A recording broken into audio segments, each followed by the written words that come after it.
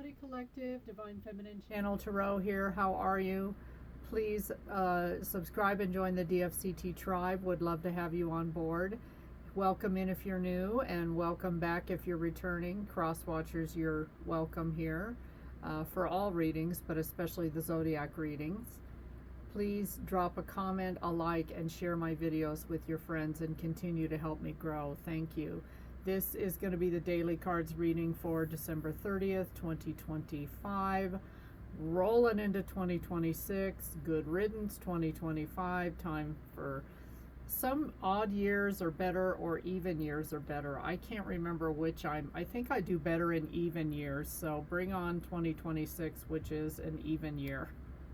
Anyway, let's see what's going on. Remember, these readings are timeless, collective, so they can resonate the day you hear it, 2 years from now, 2 weeks ago, kind of thing. Reader, seeker of knowledge, knowledge pursuer, explorer of information, and even a tarot card reader. So maybe some of you are dealing with someone that got a reading on you because they want to know what's going on. Ooh, someone is doing debt. Okay, so maybe they're in a debt program. They're trying to pay off their credit cards. They are a reckless spender, what they call a compulsive debtor in 12-step programs. And this could be somebody that really cannot control their spending. And of course, they're way out of balance that way. They, can't even begin to pay their bills. So maybe you got a reading on someone that you suspect has a lot of debt, a lot of financial problems. And it's a smart thing to do, folks. Those little credit check things or background checks on people, there you can get one for under 100, but it doesn't really go into like if they've got DUIs or domestic violent charges, that kind of stuff. But you can do a little more digging if you pay more money.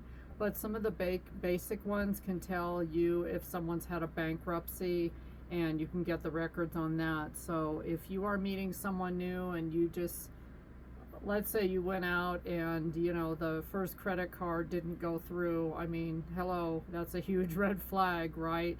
So it could be somebody that really can't control their spending, and you don't want to get caught up in something like that, especially if you're a really responsible person. So, and some of you, somebody left you high and dry with a ton of debt hanging over your head, and now your credit score, yada, yada, yada, all that stuff.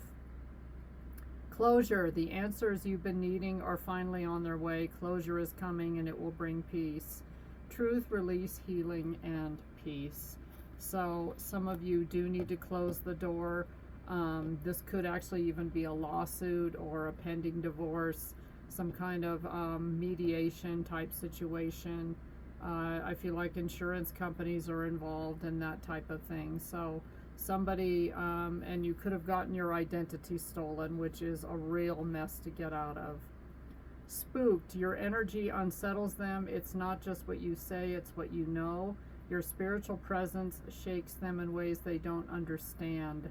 Intimidation, insight, fear, and power. So some of you, your intuition is screaming, especially if this is about a new person, and it's like, check their, do a credit check, do a background check on this person. Something is not right. Some of you are, could be dating a sociopath or a psychopath and have no idea until you really start digging. It's like their stories aren't matching up, and they'll say one thing and then oh no, you misunderstood me, blah, blah, blah. Jealousy, they watch what you have and wonder why it's not theirs. It's not hate, it's hidden insecurity. Envy, comparison, and lack.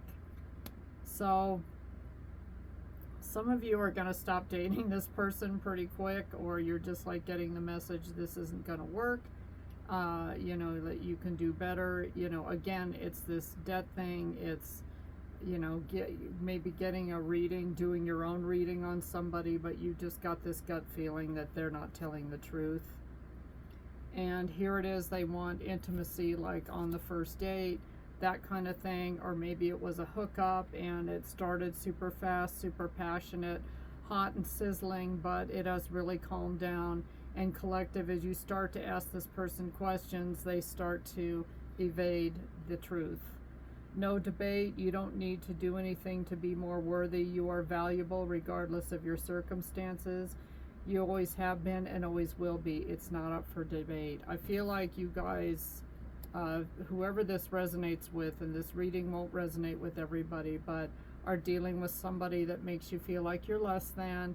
And, you know, especially once you start prodding and asking for clarification and more questions, this person starts projecting, blame shifting, and doing all those lovely maladaptive, you know, not good coping skills.